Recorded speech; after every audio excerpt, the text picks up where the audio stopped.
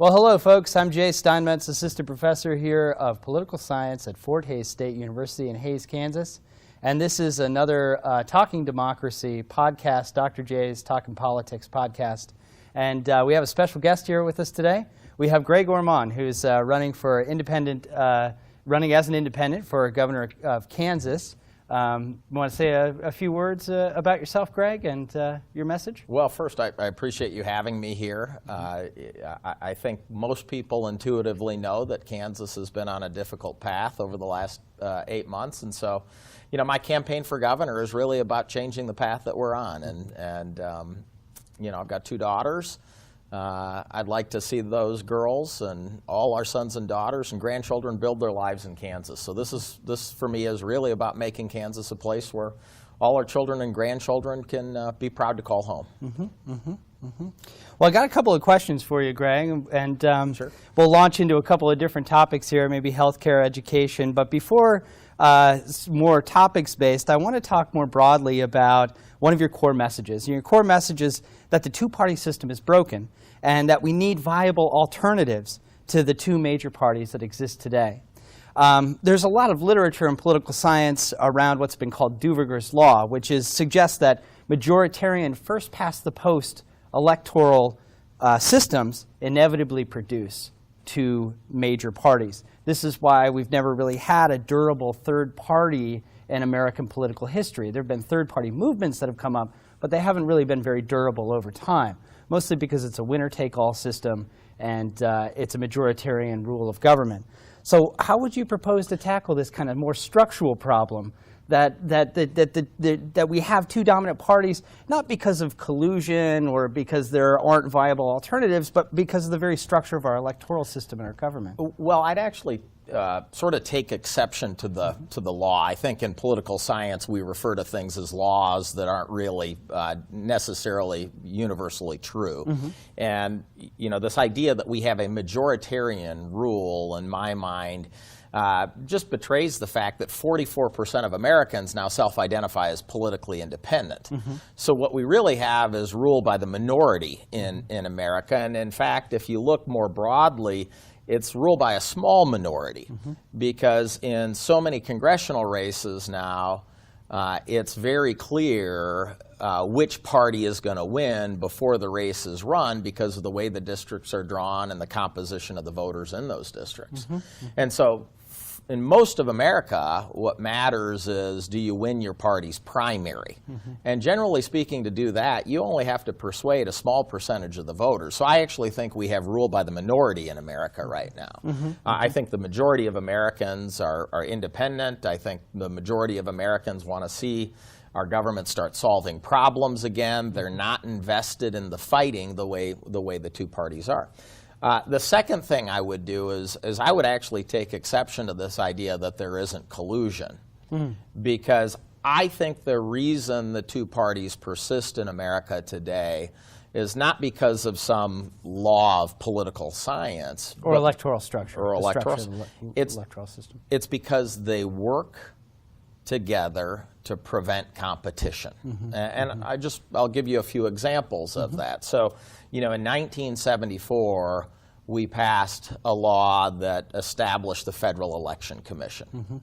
The intent behind passing that law was to address abuses that Americans saw in the 1972 presidential election. In fact, there was one Chicago financier who gave Richard Nixon $2 million in a bag in cash for his re-election campaign, and that was perfectly legal. And so Americans were rightfully angry at that. We passed the Federal Election Commission. We put limits on the amount of money that anyone can give to a political candidate. If you're an individual, you could give $1,000 in the primary and $1,000 in the general election. Political action committees could give $5,000. And you could give $5,000 to a political party, unless that political party was the Democrat Party or the Republican Party, in which case you could give them $25,000. So even in 1974, at the height of reform zeal, the 2 parties made sure to give themselves a 5 times fundraising advantage over minor parties. Now, if we fast forward to 2014, In the Cromnibus bill that was passed in the lame duck session, we updated those rules. So now instead of being able to give $25,000 to a political party, you know how much money you can give to the Democrat Party or the Republican Party on an annual basis? How much? $830,000. You can give $2,700 to an independent candidate. And so I think we have a system where the two parties have worked to rig the rules to make sure there isn't competition and to make sure that their incumbents stay elected. And that's why so many people are frustrated right now. You know, 85% of Americans now believe Washington is a rigged game that only benefits people who can buy access to power. And you know, it's what connects the Tea Partiers and the Occupy Wall Streeters is this belief. Now, they have different political philosophies, but they stem from the same belief. And in fact, if you look at both of those political movements, they all started at the same time around the bailouts of the banks during the financial crisis. And so, you know, Americans believe it's a rigged system. The system is absolutely rigged to advantage and benefit those parties. And I think that more than anything, that rigging of the system is why it's so difficult to challenge the two parties. You know, I tell people this is like, you know, asking the fox for advice on how to secure the hen house. And in our politics today, that's what we have. So what are some solutions that you have for these real problems that you identify? What kind of practical solutions, where to go from here? And in particular, how could you institute some of these solutions from, let's say, the governor's house in Kansas? Well, I would even take a step back and say first, what are the benefits of fixing it? You know, because I think people have to understand that there are real benefits to fixing it. You know, envision a world where we have a credible third force in our politics. It does a whole lot of things. Number one, it might give voice to those 43% of Americans who are politically independent and don't feel like they have a home anymore in the Democratic or the Republican parties. But number two, it might do something as important as reduce the value of negative advertising. You know, because in a two-person race, when you have negative advertising, one candidate really gets hurt. The other one actually falls a little bit because there are a lot of voters who say we don't like negative ads. And so they punish a little bit that candidate that ran the negative ad. But the person who really gets hurt is the one that the ad is run against. In a scenario where there's a credible third force in our politics, well, the beneficiary of that negative ad is not the candidate who ran it. It's the candidate who didn't participate in it. You know, the one who wasn't targeted and didn't run it. You know, it'll still reduce the vote total for the candidate that was hit with a negative ad. It'll also reduce the vote total of the candidate who ran it, and the beneficiary would be that third force. And so maybe it would put politicians in a position where they had to tell a positive story about themselves, where they had to give us a positive vision. And I think if you look at our political culture, so filled with hate and fear today, that if we were to eliminate all of that negative advertising, or a good portion of it, by creating a third force, we would be doing a real service to our political culture in America. I tell people the Democratic and Republican brands are the two worst consumer brands in the world. For one real simple reason, they're defined exclusively by negative advertising. You know, think about that. If Coke and Pepsi did that, Coke said Pepsi makes your hair fall out. Pepsi said Coke makes you 3 inches shorter. Nobody would drink Coke or Pepsi. You know, we drink water, beer, wine, juice, anything but Coke or Pepsi. The reason it works in politics is because we have a closed system. If we opened up that system, we would dramatically improve our political culture, which is something that I think is so desperately needed in America today. We'd also make it more difficult to run in primaries as an extremist and end up winning a general election.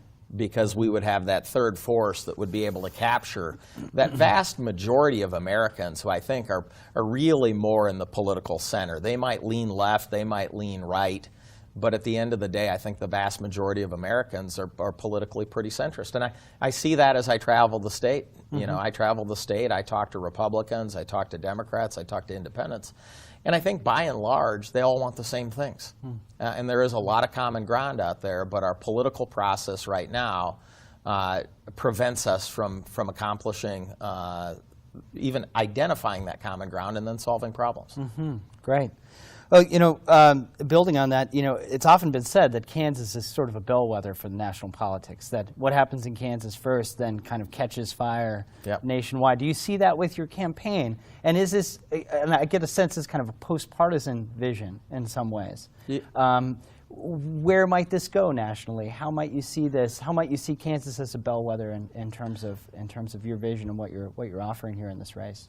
I think you're absolutely right that Kansas is a bellwether. And in fact, William Allen White, the famed Emporia Gazette editor, once said, when anything's going to happen in America, it happens first in Kansas. Lots of big political movements started here. Populism, the bull moose, prohibition. It's safe to say that the issue that brought our nation to the brink of the Civil War was whether or not Kansas would be admitted as a free state. Kansas used to be a leader. We used to be a place that other states look to for ideas and inspiration, and I think we can be that again.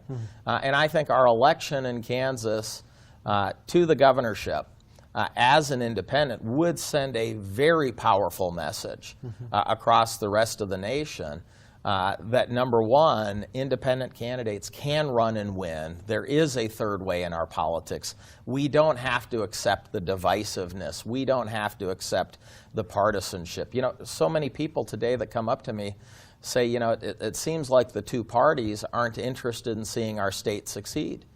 And I said, you're right. They're much more interested in seeing the other party fail than they are in seeing our state or our country succeed. So Kansas could send a really strong and powerful message, and Kansas voters, could be the catalyst for changing our politics nationwide. And frankly, I think that's their legacy. I think Kansas has a legacy of leadership, and I really hope that Kansas voters grab onto that legacy, they reclaim it, and they make Kansas again the place where all our big political movements start. Great. Okay, so looking at healthcare policy a little bit. Sure. You've been very clear in your support of Medicaid expansion in Kansas as part of your platform and what you would want to do as governor. Well, what I've said is we absolutely need to do that, and it's in large part because we send a terrible message to people in Kansas who are working and not making a lot of money. And that is, if you get sick, quit your job. Because in Kansas, to qualify for Medicaid, you have to earn under 38% of the poverty line. But to qualify for subsidies through the Affordable Care Act, you have to earn 138%. So if you're a single working mother with 2 kids making $10 an hour and you get sick, you have no way to pay for your health care unless you quit your job. And I think that's a terrible message to send. I think we want to be giving people opportunities to improve their life. I think we want to be encouraging them to do more, to contribute more, not sending that terrible message. One of the things I've said about Medicaid expansion, however, is I believe we can do it in a way that doesn't cost the state of Kansas money. And that means we need to reform the whole Medicaid system and move to a system of direct primary care with an insurance policy over the top. And what that will do is make sure that everybody on Medicaid knows that if you've got a sore throat, you're feeling sick, you need to get a vaccine, you've got one place to go for that, and that person's responsible for your health. And what we've seen in places that have done this is that they've actually been able to keep health care costs flat over the last 5 years. In fact, Garden City did this and saw their health care costs drop a little bit for their city employees. So I think there's a better way to do Medicaid. We can expand it, we can close that unfair coverage gap, and at the same time we can do it without spending more money. I don't know if you saw this earlier this year. There was an article in Politico about the hospital in Garden City, Lakin area. It was a really interesting article about a rural hospital that succeeds, whereas so many rural hospitals are really failing and struggling in this country. So it was very interesting. I don't know if you saw that article. I didn't see the article, but I've visited many rural hospitals, many critical access and regional hospitals, and there are models that are doing quite well, and there are models that are suffering. And so, it's definitely one of the things that we're really focused on and really concerned about. So building on that a little bit, do you support a public option for health insurance, and what kind of benefits or disadvantages would you see in a more nationalized, universal, taxpayer-funded Medicare for all health system? I think what we have to realize in healthcare is that the incentives are aligned all wrong. It's the only industry I know of where you get paid to fix your own mistakes. You know, think about that. If someone paints your house and they get the trim color wrong, when they come back and fix the trim color, they don't send you another bill. But by and large in healthcare, we do precisely that. So I think we need to move to a system where there's far more alignment between providers and patients. And what that means is we need to be paying for outcomes, not paying for the number of procedures performed. And I think there are a lot of different models that we can do that through. One of the ones that I have seen that I like is there are a number of accountable care organizations in the United States now where they're taking whole populations of patients and they're basically responsible for their entire health care. And what we've seen in those accountable care organizations that are structured right is we're delivering health care at a lower cost, we're delivering better quality of care, and the providers are making enough money to be able to stay in business.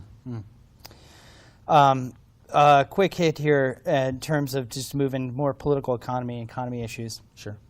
As governor, would you support a constitutional amendment defining personhood as persons born, thereby repealing the Citizens United Supreme Court decision? You know, I think that Citizens United was a wrong-headed decision. You know, the idea that a corporation somehow is a person, I think is ridiculous.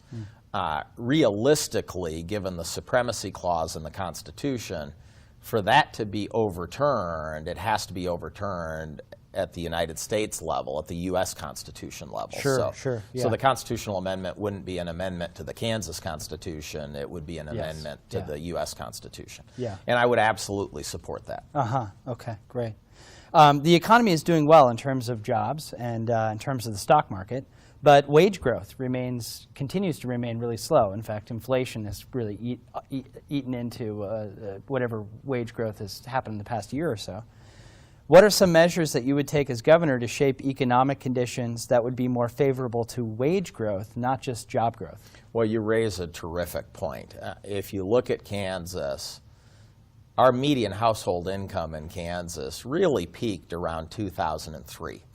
The first year Kathleen Sebelius took office, we were at about $57,200 in median household income in today's dollars. It fell during her 8 years, and when Brownback took office, it was $49,000 and change. We're just now getting back to the levels we were at in 2013, and what that means is the average Kansas household hasn't seen a pay increase in almost 15 years. And what I tell people is, look, Democrats have had their opportunity, Republicans have had their opportunities.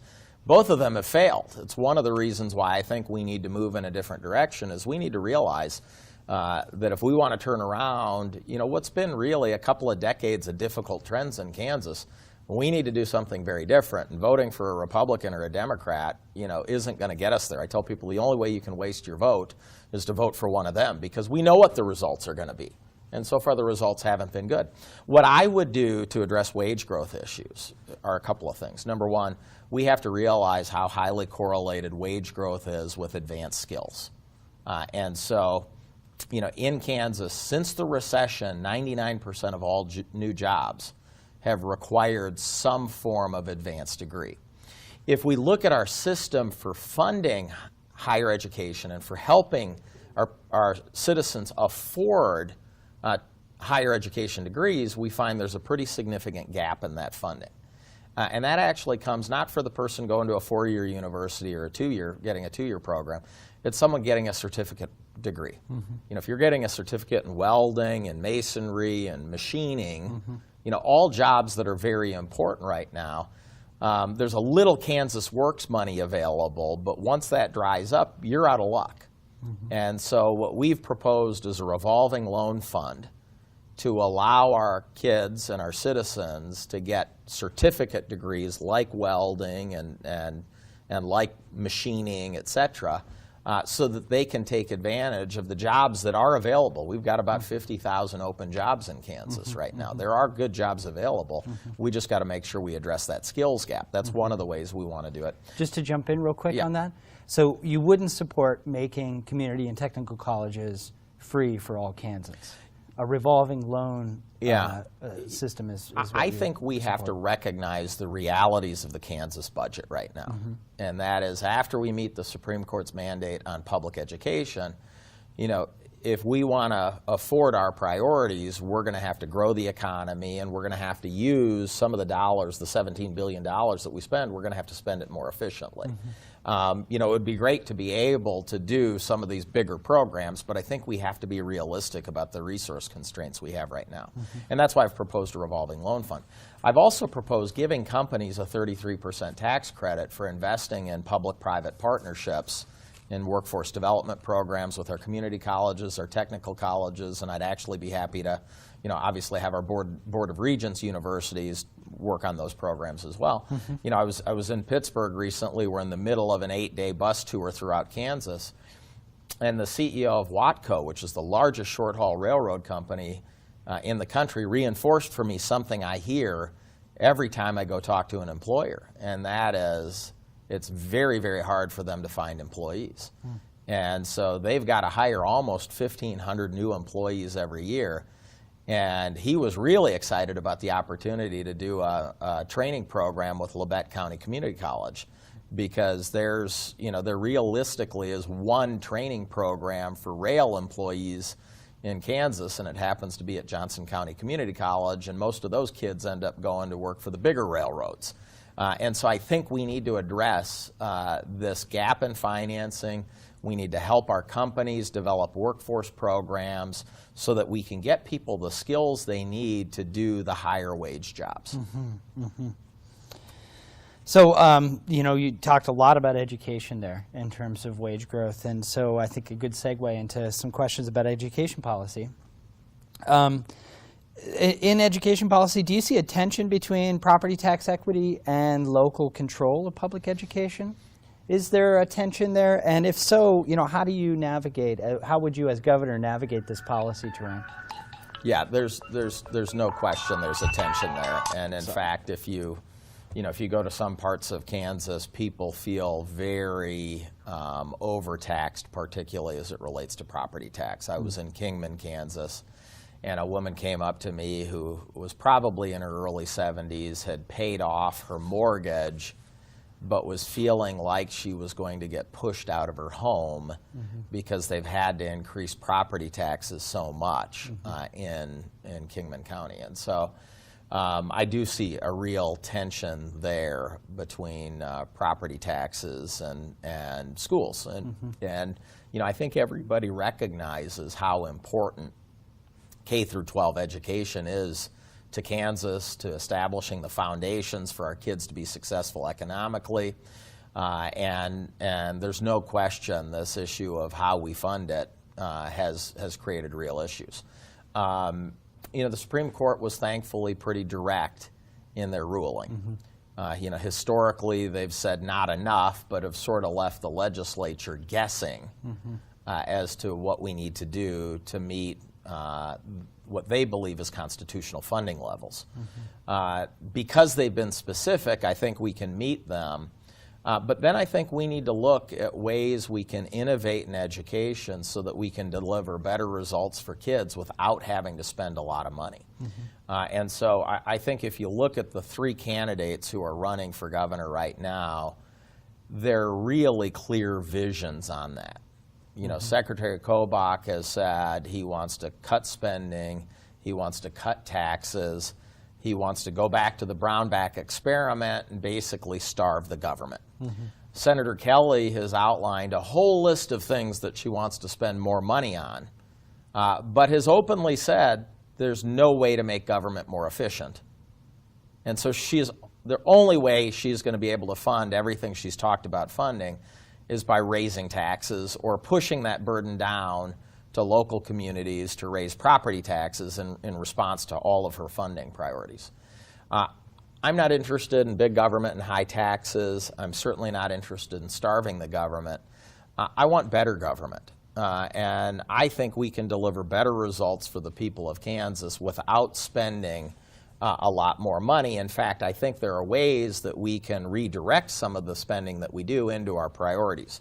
And I'll give you a couple of examples just to put a finer point on that. In the Kansas City area, we're engaged in a costly and expensive border war with Missouri, trying to attract companies from one side of the state line road to the other. The Hall Family Foundation looked at this and said, for every net new job created in Kansas, almost exclusively in Johnson County, it costs us $301,000. That's an astronomical sum of money to create one job. Jerry Lopez, who was the CEO of AMC Theaters at the time they moved from Kansas City, Missouri, into Leawood, Kansas, said to me, Greg, it's stupid public policy, but I'd be stupid not to take the $45 million that the state of Kansas is offering me. We shouldn't be wasting that money. We shouldn't be engaged in that border war. We should draw a no-fly zone around downtown Kansas City, and we should agree with Missouri that we won't recruit companies from inside your side of the no-fly zone to ours as long as you agree to do the same. And by the way, in 2014, Missouri basically passed legislation that was similar to that, and Kansas rejected it. And so we need to do that. We spend way too much money on what Medicaid pays for prescription drugs. We are largely a price taker. We've got a waiver from CMS to allow us to negotiate prescription drug prices, but still then we go to the prescription drug company and we say, how much more of a discount are you willing to give us on your drug? They come back and say 3%, 4%, 5%, and we say thank you and go on down the road. We shouldn't be paying $10 a pill for a drug that the country of Canada is paying $2 for. We should be negotiating prescription drug prices in a way that saves money for the state of Kansas. And so my approach is going to be to grow the Kansas economy, and we've got a very detailed economic development plan to do that, which includes some of the education spending we've talked about around career and technical education. But I also think we need to be much more efficient in the state of Kansas and look at every program that we're spending money on. We spend $17 billion in the state of Kansas if you include all the agencies and attachments to state government. And we need to say, are we spending those dollars efficiently? And I think we are going to find hundreds of millions of dollars that we can redirect into our priorities. And I'm just giving you two examples, but trust me, there are many more. I mean, one other that I would say is, we spend a lot of money, and not only at the state level, but at the city and county level, arresting, booking, confining, trying, and incarcerating our young people for having a dime bag of weed. I think we need to rethink those penalties. I would treat it like a speeding ticket. If you're using recreational quantities of marijuana, we should give you a ticket. We should send you on your way. We shouldn't be wasting tens of millions of dollars in criminal justice resources because some kid bought a dime bag of weed. And we're spending $155 million right now building a new prison. We really need to do a top-to-bottom look at our criminal justice system and make sure that we're doing the right things to, as effectively as possible, keep the public safe, punish crime, but at the same time not waste our taxpayers' money on things like putting kids in jail for petty crimes. Yeah. Well, looking at the bigger picture in terms of the electoral environment here, you're polling third behind, Kelly and Kobach, who seem to be kind of neck and neck. I'm sure there are a lot of voters out there in the center that appeal to the kinds of things that you're saying and to your message and your vision, but are worried about a wasted vote, about potentially voting for you and allowing their least favored candidate to have an edge in that regard.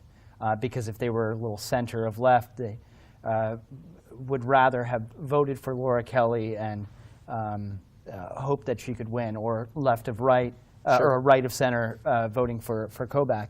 What kind of message would you have for folks who are concerned about the realistic ability to win this election? Well, I think what I tell people is, look, it's never wrong to vote for the right candidate.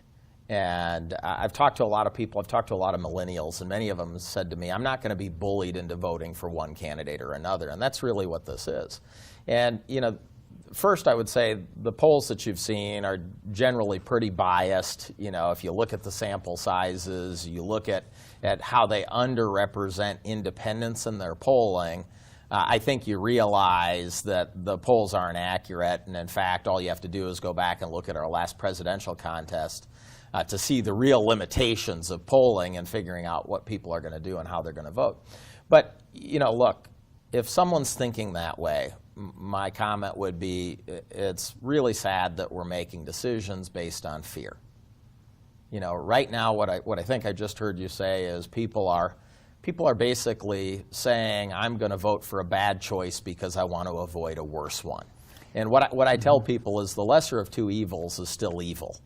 And you know, so if we really want to move the state of Kansas forward, if we really want to create an environment where all our kids can succeed, where they're excited about living in Kansas and growing and building their lives in Kansas, we have to do something dramatically differently.